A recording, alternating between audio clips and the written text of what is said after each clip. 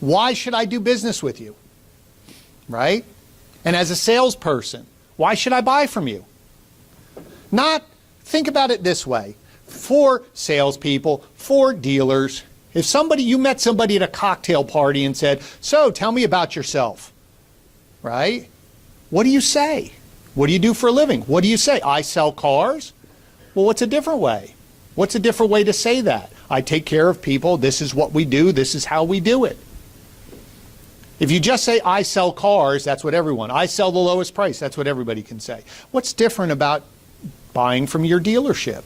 What's different between buying from you? I do a lot of volunteer work with people who are in between jobs, who are usually in their 30s, 40s, 50s, who somehow got displaced. And that's one of the hardest things for me to get through to people. And so let me tell you a little story, and it'll help you frame what I'm talking about. So a friend's wife came over and said, can you help me? I've been struggling to find a job. I worked in a variety of different aspects, meaning I worked in banking for a long time. Then I worked as a technician in the medical field, and now I'm a teacher. And I don't know how to say that when somebody sits in front of me and says, tell me about yourself. How do I fit? And I said, well, tell me about it. I said, forget all the jobs you did, forget the titles you did, forget everything. Tell me a little bit about you. She goes, I don't understand what you mean. I said, how long were you working at that bank? And she said, 6 years. Did people come and go? Were people fired? Yes. She goes, why'd they keep you? Oh, well, my bosses always depended on me because, I always helped with everything. And people, tell me more. Well, when I worked as a tech, people always came and asked me for help and things like that. Always had my hands in a lot of things, and my managers depended on me. And so I said, you're an octopus.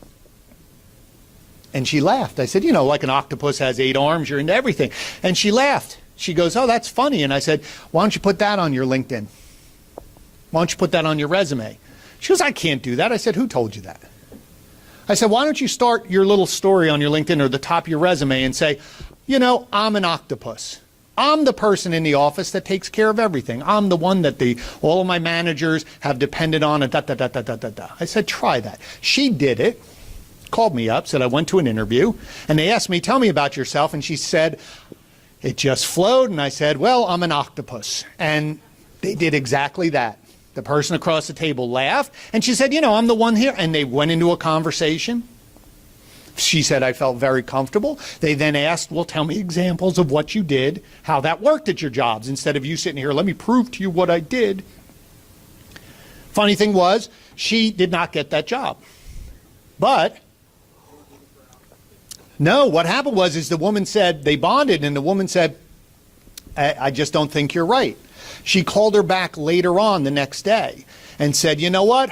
I told everybody about your story of the octopus because you stood out. And funny, somebody else said, I want to talk to her because I think she fit, and she got a job in that same thing in a different department because she stood out. So same thing I'm saying to your point is, what do you do differently? For a salesperson, when you say, do you say I sell cars? And again, it's a little corny, but do you say, no, I solve people's automotive problems?